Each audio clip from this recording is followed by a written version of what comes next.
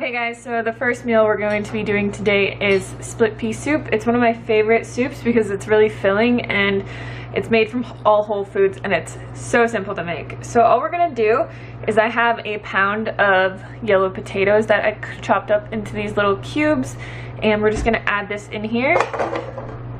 You can use yellow potatoes, red potatoes, russet potatoes, whatever kind of potato you like. And then I have 2 medium carrots that I chopped up as well. You don't need to chop everything up super fine or anything because we are going to be lightly blending this at the end.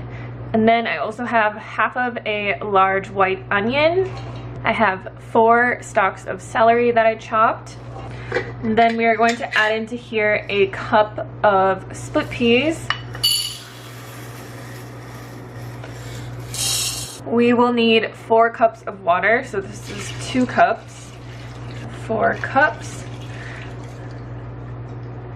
And then we're just gonna add some seasoning. So I have some Italian seasoning, I have garlic powder, and then I also have Better Than Bouillon.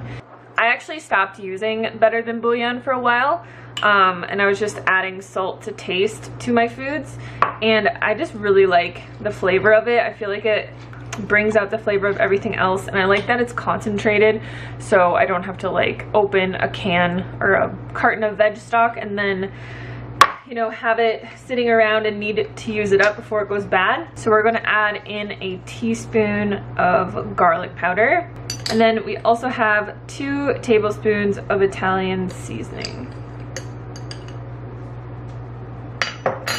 So this recipe is really great because you can really just kind of throw random stuff in here. Like if I have a ton of zucchinis or like kale that I need to use up, I'll throw it in here.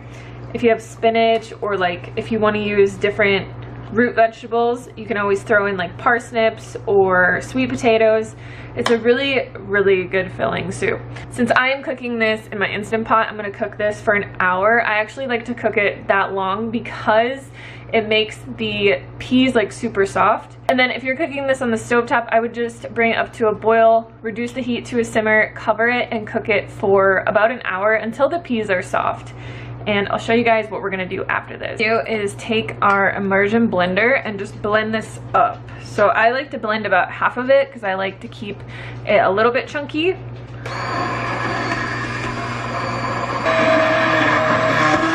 And that is basically it, you guys. So I love this soup. Like I said, it is so filling. I eat it on its own, but you could eat it with like some Ezekiel toast or something like that. It is just super filling and satisfying and delicious. Alright guys, so for this dinner recipe, we're going to make some red curry Thai noodles. And I'm going to show you guys a little hack. So I have this whole packet of Thai noodles. They're just fettuccine rice noodles, and what I like to do is I'll actually cook this entire pack of noodles, which is probably like, it's 16 ounces of noodles, so it's about, what is that? I don't even know. It's like 3,000 calories. So it will make quite a few dinners. And what I'm going to do is just boil this entire packet, and then I'll show you guys how to store these in the fridge so that you don't have to boil noodles every time that you want to have them.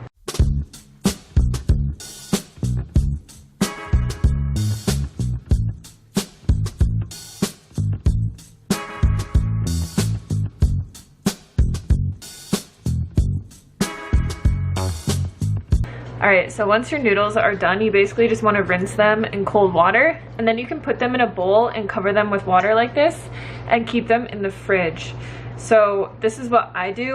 So whenever I want noodles, I'll just take out my strainer and strain out like a big handful and then toss them into whatever dish I'm making. So now we're gonna make the sauce for this. I make it really simple, but you guys can adjust this based on your taste preferences. So the first thing we're going to start with is just like maybe a tablespoon of this Thai curry paste. I'm going to add in a teaspoon of this coconut balsamic. I just got a bunch of these balsamics from this company, and this one is so good. They're actually all so good. I don't have a discount code for them, but Kiki does, so I'll leave a link below and her discount code. But this coconut one just kind of gives everything a coconut flavor. Like if you don't want the fat from coconut oil or coconut milk, you can use this like balsamic and it's so good. So like a tablespoon of coconut aminos, and then I'm going to add in a tablespoon of maple syrup. We're having like an ant infestation right now, so if you guys see ants running around, that's why. So I'm just going to mix this all together, and you could add like other things to this if you want. I just like to keep it super simple. And then all we need to do now is saute some veggies. So here I have bok choy, I have some zucchini, broccoli, mushrooms, chopped carrots, and onion. And I'm just going to put this into a pan. And I'm just going to add in a little bit of coconut aminos to get this cooking.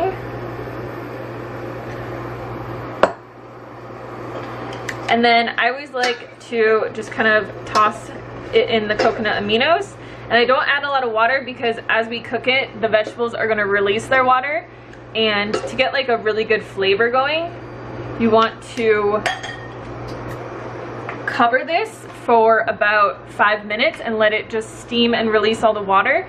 And then we're going to take the lid off and cook it on a higher temperature and let all the excess water burn off. And that's how you get like a really good flavor from your veggies without them being like super soggy.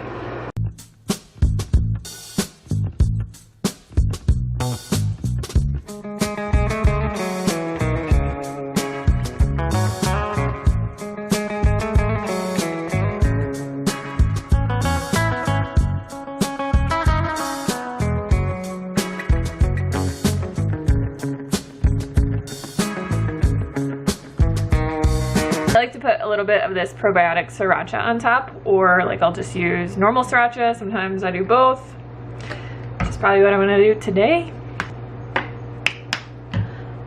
But yeah, super simple. And you can even prep like the vegetables and just throw this all together. I mean, you could just leave it in the fridge like this and then just eat it cold. I really like cold pasta. So this is a very delicious, simple dinner that you guys can make for your friends and family. Alright guys, so for this last dinner, we are going to make garlic mashed potatoes. Just ignore my nails. I feel like they've been progressively getting worse throughout this video. So I have a pound of red potatoes here that I just chopped into small cubes, and we're just going to put these in a steamer. So you can either do this on the stove top and just bring everything to a boil and then let it steam, but I put them in my Instant Pot for 10 minutes. And the reason that I like to steam them instead of boil them is because when I boil them, they just get really like watery, and I like to have them more dry so that when I add soy milk to it, it gets really creamy. So we're gonna cook these for 10 minutes. And then while the potatoes are steaming, I'm just going to cook up some veggies. So I have a bunch of mushrooms, some onion, and zucchini, and I'm just going to cook that in a little bit of tamari. I like to add a little bit of tamari or soy sauce just for flavor. And then I also add in a little bit of balsamic vinegar.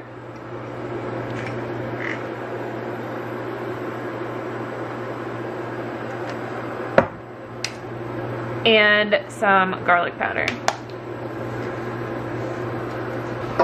So you can just mix that together, and then I'll cover this and let all of the veggies release their water and then cook it off. And then I'm going to add in a bunch of spinach.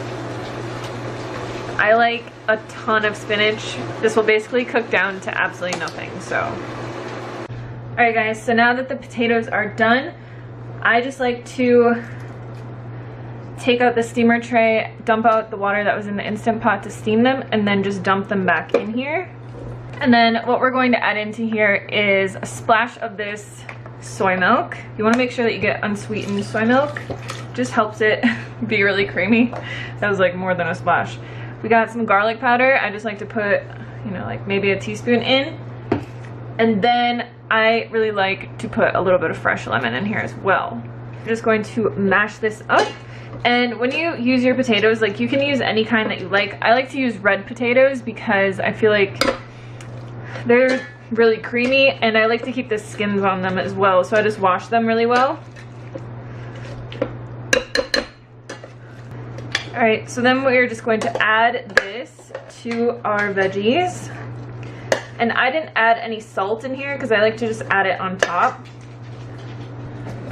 And put a tiny bit of salt on top of here. I always like to eat my mashed potatoes with sauerkraut, so I'm gonna add some of this as well. Yeah, that's pretty much it, you guys. Like a very simple, delicious, very filling meal. I mean, this is like pounds of food.